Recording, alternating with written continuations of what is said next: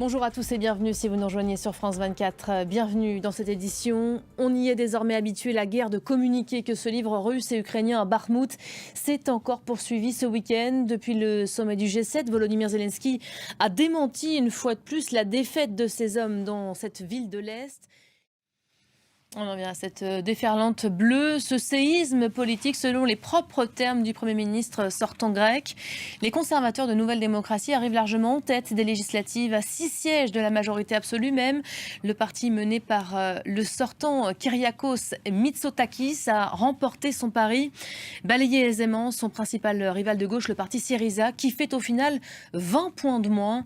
Le pays se dirige donc maintenant vers un nouveau scrutin. Maya Naïsiatagène. Et la situation de blocage autour de la dette américaine persiste ce matin. Toujours aucune issue en vue. À la place de nouvelles négociations entre Joe Biden et Kevin McCarthy, son principal opposant républicain, chef de la Chambre des représentants. On vous parle régulièrement ces derniers temps de dérèglement climatique et de ses conséquences. Elisabeth Borne présente aujourd'hui son plan pour réduire les émissions de gaz à effet de serre. Et la Première ministre va réunir autour d'elle à 15h un Conseil national de la transition écologique. De nombreux acteurs du climat seront présents, parlementaires, responsables de collectivités territoriales, d'organisations syndicales ou encore des associations de protection de l'environnement.